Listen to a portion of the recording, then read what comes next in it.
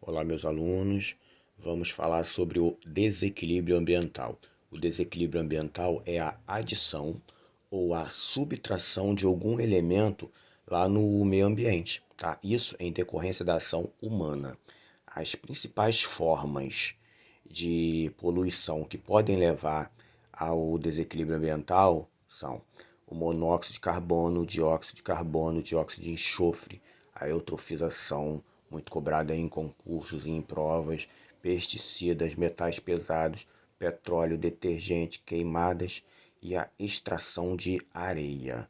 Vamos falar um pouquinho sobre cada um desses poluentes que causam desequilíbrio ambiental. O monóxido de carbono, causado lá pela queima dos combustíveis fósseis, tipo gasolina e óleo diesel, por exemplo. Esse monóxido de carbono ele vai se ligar a um pigmento respiratório, a hemoglobina. Quando se liga a hemoglobina, dificulta o transporte de oxigênio. Aí sem oxigênio, vocês sabem o que acontece, né? A gente morre, tá? Não é legal não, é terrível.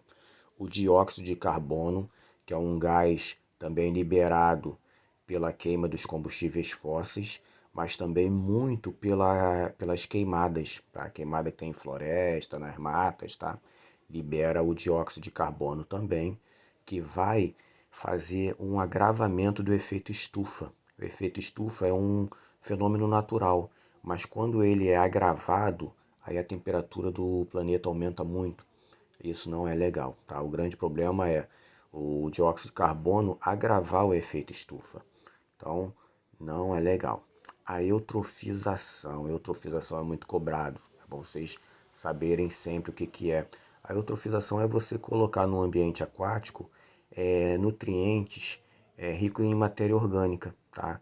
Exemplo, despejo de esgoto, despejo de compostos nitrogenados e fosforados. Quando você despeja isso lá no ambiente aquático, sempre lá no ambiente aquático, vai fazer os micro-organismos, tá, decompositores, diminuírem muito a quantidade de oxigênio dissolvido na água. Se tiver pouco oxigênio dissolvido na água, os animais que dependem do oxigênio para sobreviver, tipo os peixes, né, eles vão morrer. Então, os peixes vão acabar sendo os organismos mais afetados pela eutrofização, porque vai estar faltando oxigênio dissolvido ali na água.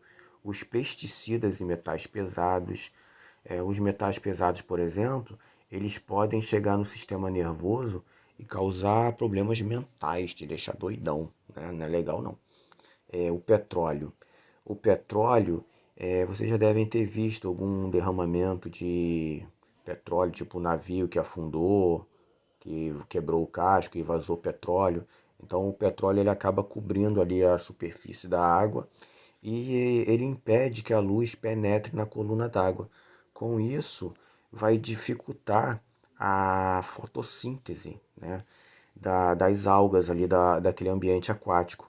Se não tiver fotossíntese ali, vai ter menos nutrientes e menos oxigênio na água.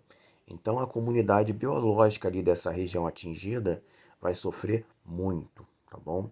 Os detergentes que também vão influenciar na penetração de luz na coluna d'água, vão acabar prejudicando ali a fotossíntese também, né? Vai ter menos oxigênio dissolvido na água e a menor quantidade de nutrientes, vai afetar bastante os peixes também.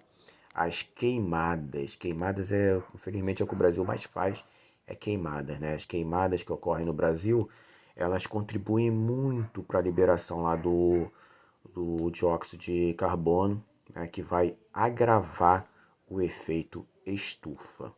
E aqui por último, a extração de areia. A extração de areia também é muito comum aqui na nossa região.